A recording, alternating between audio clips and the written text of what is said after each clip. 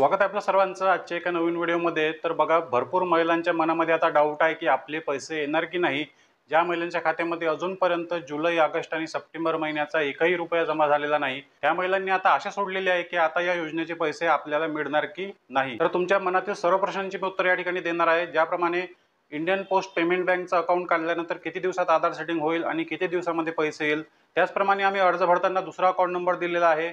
पण आता जर पोस्ट बँकचं अकाउंट काढलं तर पोस्ट बँकच्या खात्यामध्ये पैसे येईल का, त्या दिलेल्या अकाउंटचं काय होईल। त्याचप्रमाणे आणखी एक प्रश्न आहे महिलांच्या मनामध्ये, आमचा दुसऱ्या कोणत्या तरी बँकेमध्ये आधार सेटिंग ॲक्टिव्हेट आहे, त्या खात्यात आमचे पैसे पण आले, पण आता आम्हाला त्या खात्यामध्ये पैसे घ्यायचे नाही।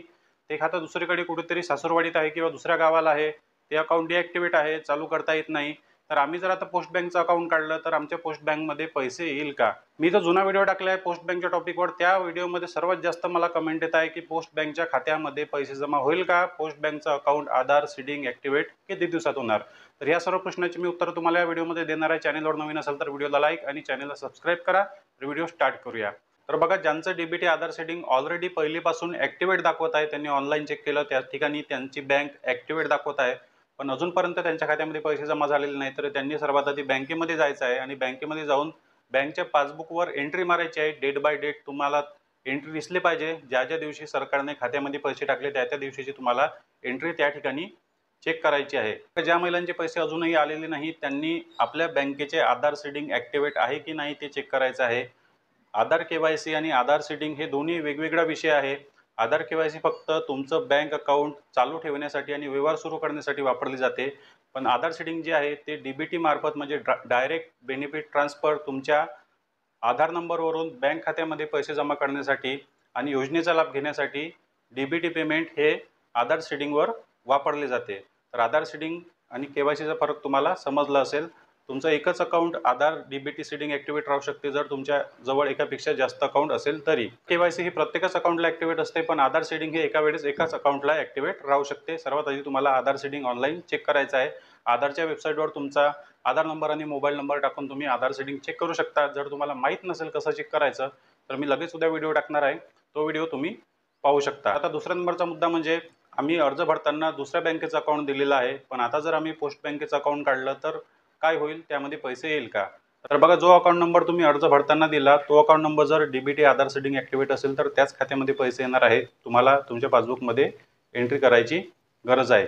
जर तो अकाउंट नंबर तुमचा ऑनलाईन डीबीटी सेटिंग ॲक्टिव्हेट दाखवत नसेल तर तुम्ही इंडियन पोस्ट पेमेंट बँकचं अकाउंट काढू शकता। 2 दिवसामध्ये ते अकाउंट तुम्हाला डीबीटी आधार सेटिंग ॲक्टिव्हेट होऊन जाईल आणि पुढच्या टप्प्यामध्ये तुमचे पैसे त्या खात्यामध्ये जमा होऊन जाईल। अर्ज भरताना जर कोणताही अकाउंट नंबर दिला असेल तरी काहीच प्रॉब्लेम नाही, आधार सेटिंग जो अकाउंट असेल त्यामध्ये पैसे जमा होणार। तर बघा, आता भरपूर महिलांच्या मनामध्ये प्रश्न आहे की आम्ही पोस्ट बँकचं अकाउंट काढलेलं आहे तर आमचं आधार सेटिंग ॲक्टिव्हेट होईल का, किंवा नवीन अकाउंट जर काढलं तर आमच्या खात्यामध्ये किती दिवसात पैसे येईल। तर बघा, आता तुमचं जर कोणत्याच बँकेमध्ये डीबीटी सेटिंग ॲक्टिव्ह दाखवत नसेल तर जवळच्या पोस्ट ऑफिसमध्ये जाऊन तुम्हाला तुमचं नवीन IPBP म्हणजे इंडियन पोस्ट बँकचं अकाउंट काढायचं आहे। त्या ठिकाणी तुम्हाला सांगायचं आहे की आम्हाला कार्डवालं अकाउंट पाहिजे। या ठिकाणी तुम्हाला फोटो दिसत आहे, अशा प्रकारचं व्हर्च्युअल कार्ड तुम्हाला त्या ठिकाणी मिळते आणि त्यावरच अकाउंट नंबर हा लिहिलेला असतो।